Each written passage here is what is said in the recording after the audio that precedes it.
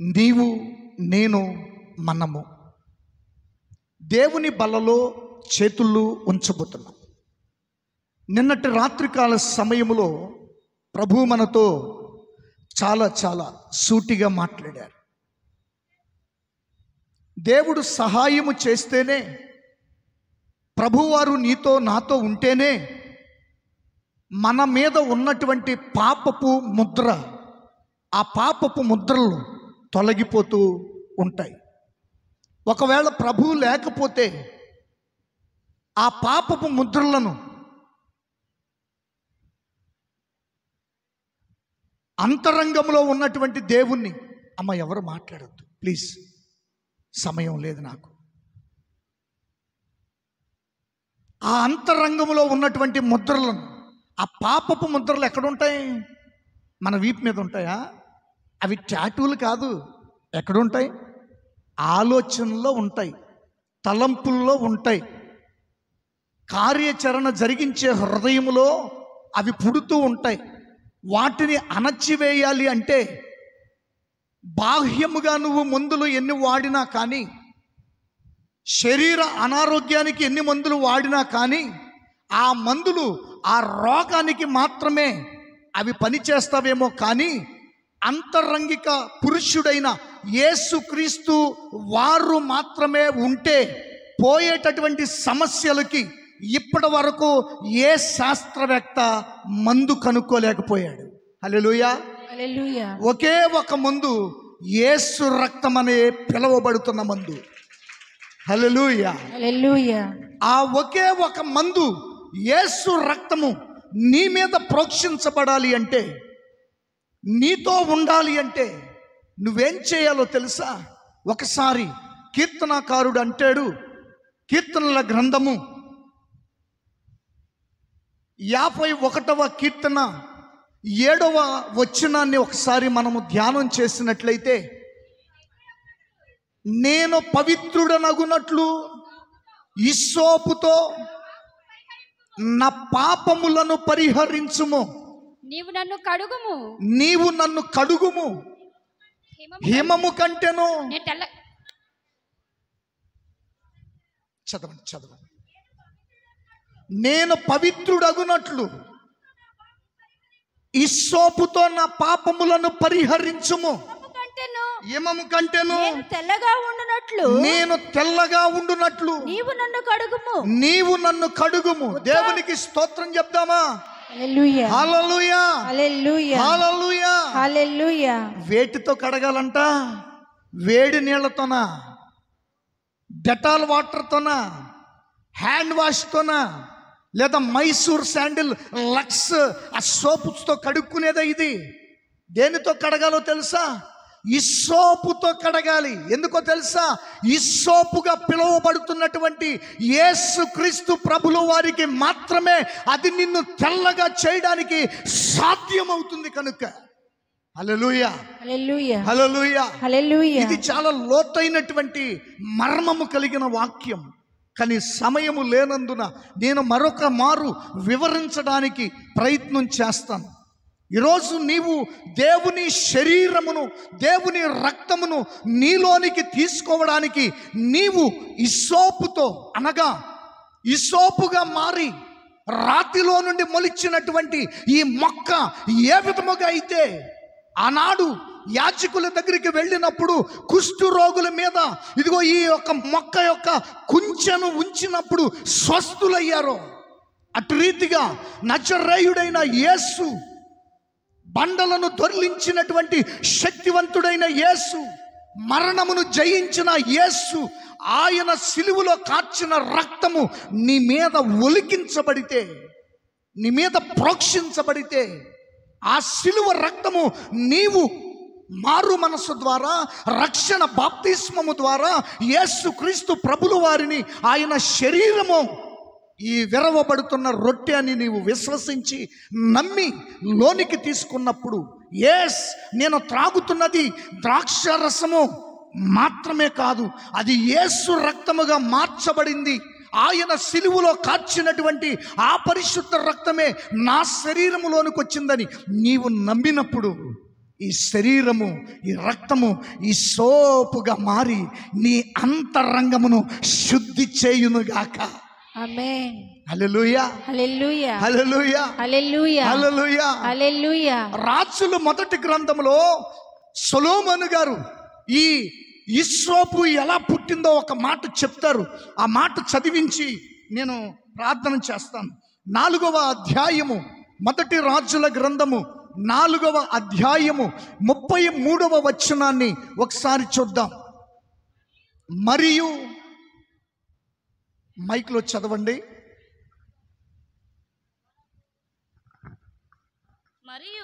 మరియు లెబానోనులో నుండు దేవదారు వృక్షము వలె దేవదారు వృక్షము వలనే గాని గోడలలో నుండి మొలుచు హిస్సోపు మొక్కనే గాని చెట్లనన్నిటిని గూర్చి అతడు వ్రాసెను.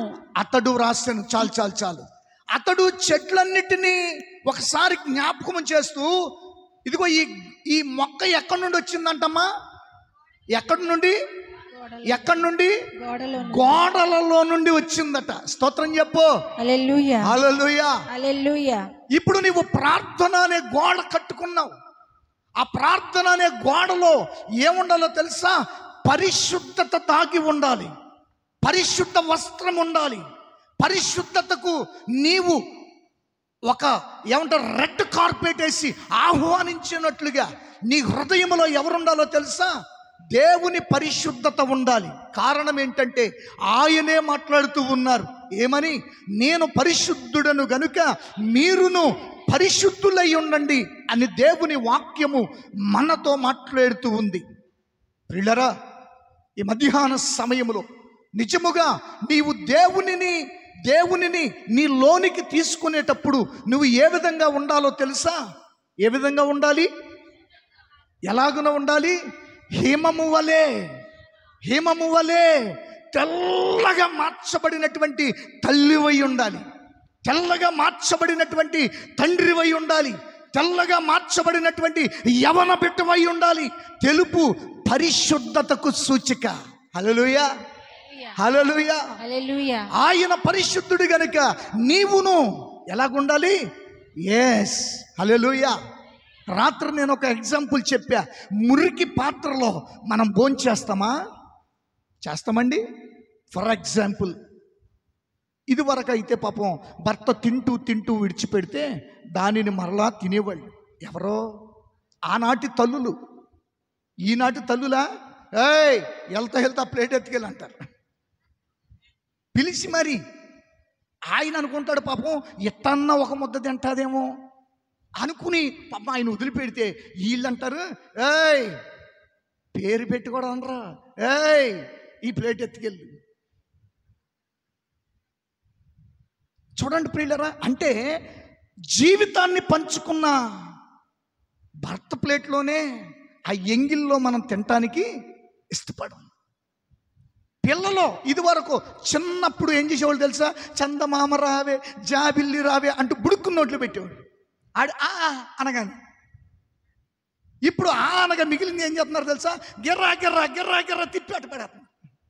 ఇదివరకు ఏం చేసేవాళ్ళు తెలుసా? మిగిలింది మా అబ్బాయి వాడి ఎంగిలిది అని చేసేవాళ్ళు తెలుసా?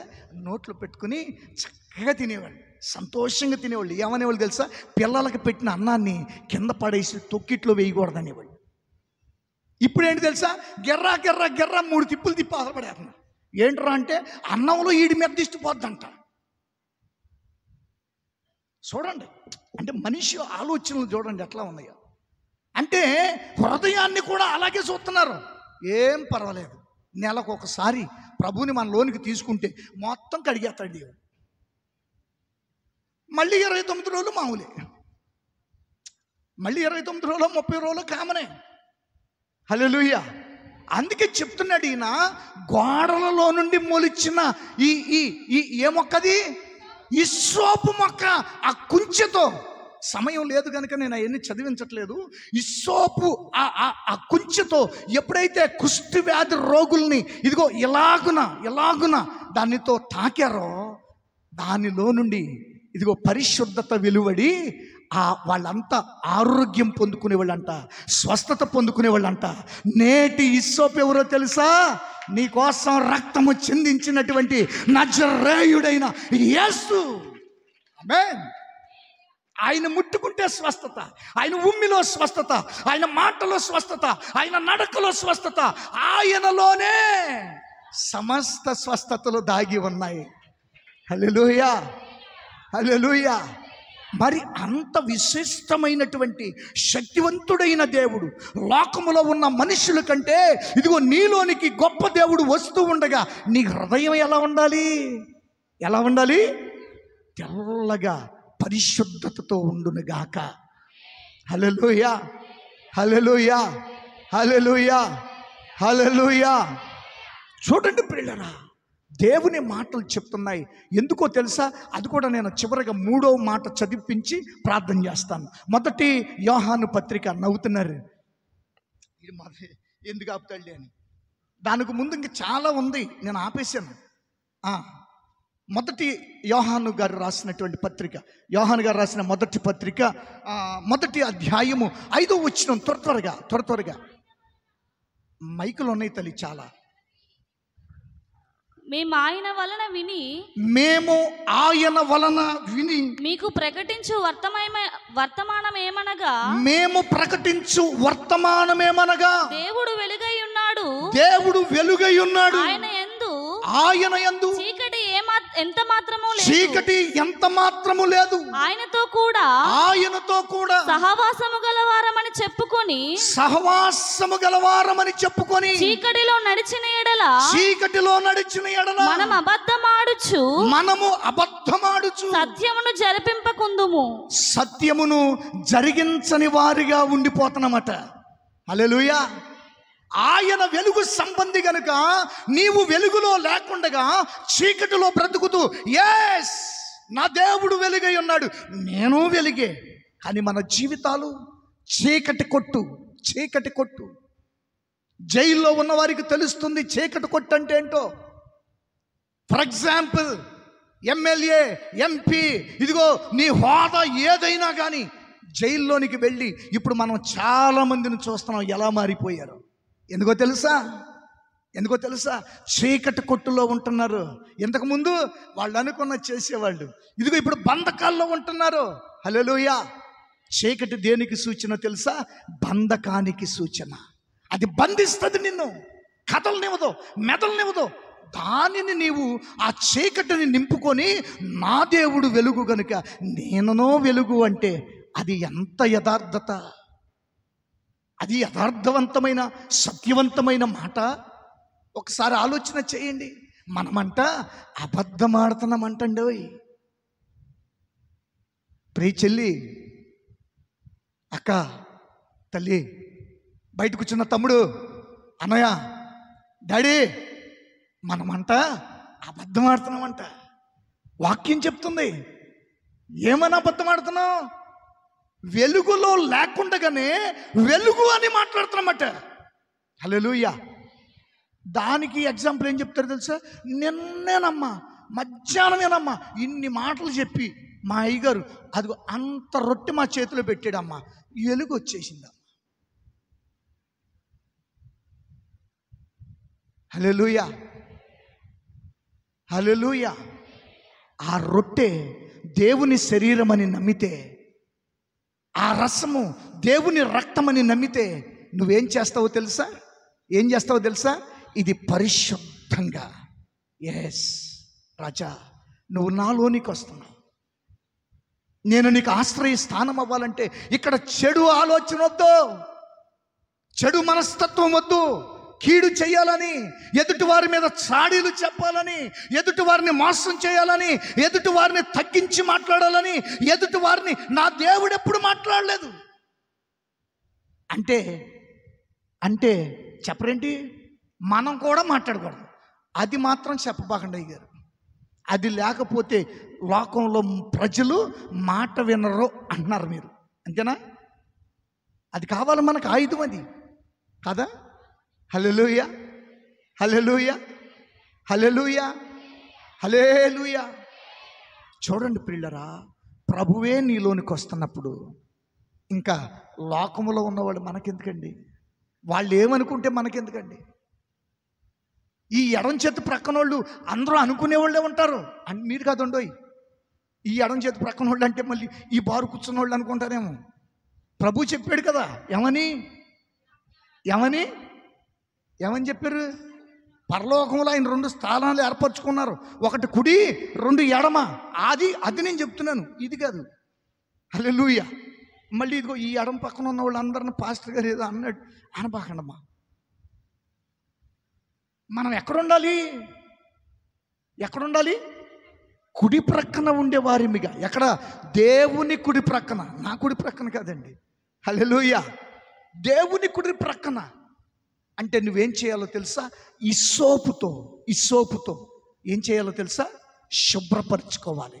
అనగా నేటి ఇస్సోపైన దేవుని శరీరము రక్తములతో నీ హృదయాన్ని కడుక్కుంటే అంతరంగికమైన స్వస్థత అక్కడ కలుగుతుంది.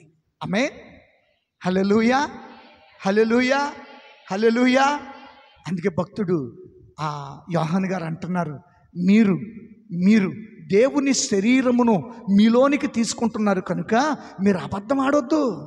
మీరు వెలుగు పుత్రులు, చీకటికి ఏమాత్రం చోటు ఇవ్వద్దు. హల్లెలూయా, హల్లెలూయా. చీకటి మనలో ఉంటే మనం ఏమవుతాం? లోక సంబంధికులం అవుతాం. ఇప్పుడు మనలో ఉండవలసింది ఎవరు? దేవుడు. ఆయన అన్నాడు, ఇదిగో ఒకవేళ నేను కనిపించనని, నేను మాట్లాడానని, నేను లేనని మీరేమైనా చెదరిపోతారేమో. ఆ విధముగా చెదిరిపోకుండా ఇదిగో నా శరీరమును, ఇదిగో ఇక్కడ ఈ రొట్టె విరుస్తున్నప్పుడు ఇది నా శరీరం అవుతుందని మీకు చెప్తున్నా. ఇదిగో రేపు జరిగిస్తున్నాను, అది సిలువలో జరిగిస్తున్నా, కలవరి కొండలో జరిగిస్తున్నాను. గొల్గోతా అని పిలువబడినటువంటి ఆ కలవరి కొండలో నీకోసమై ఆ శరీరం ఇరవబడుతుంది అని ముందుగానే విరిచి దేవుడు ఏం చేశారో తెలుసా? నీకు నాకు పంచి ఇచ్చారు ఆయన శరీరాన్ని. హల్లెలూయా. ముందుగానే నీ కొరకై రక్తము చిందించి ఆ రక్తమునకు సూచనగా ఇదిగో ద్రాక్షారసమును ఎత్తినప్పుడు దేవుని రక్తముగా మార్చి నీ ధైర్యము కోసం, నీ ఆరోగ్యము కోసం, నీ స్వస్థత కోసం, నీ క్షేమము కోసం, ప్రాముఖ్యంగా అంతరంగికమైన స్వస్థత కోసం నా దేవుడు ఏం చేశారో తెలుసా? ఈ శరీరాన్ని, ఈ రక్తాన్ని నీకు ఇచ్చారు. ఎందుకో తెలుసా?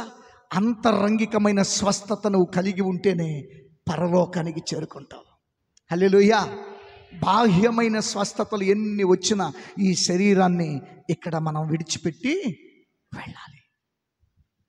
కనుక ఈరోజు బలలో చేతులుంచబోతున్నటువంటి నీవు నేను ఇస్సోపుతో కడగబడుదుముగాక, తెల్లగా మార్చబడుదుముగాక, చీకటి సంబంధుల వలె కాక వెలుగు పుత్రులమై జీవించుదుముగాక. లోకమునకు దేవుడు వెలుగై ఉండగా ఆ వెలుగులో మనం ప్రయాణము చేయుదుముగాక. దేవుడు నిన్ను నన్ను స్వస్థపరచునుగాక, ఆరోగ్యమిచ్చునుగాక, క్షేమమిచ్చునుగాక, బిడలకు జ్ఞానమిచ్చునుగాక, యవన బిడల చుట్టూ కాపుదల ఉంచునుగాక, సంఘము చుట్టూ దూతల సమూహ సంచారముండునుగాక. ప్రతి కుటుంబములో నా దేవుడు గొప్ప కార్యములు ఈ మే మాసమంతా జరిగించునుగాక. మంచిది. అందరం కొద్ది నిమిషాలు వ్యక్తిగతంగా ప్రార్థన చేసుకుంటూ బలారాధనలోనికి నడిపించబడటానికి వ్యక్తిగతమైన ప్రార్థన కావాలి.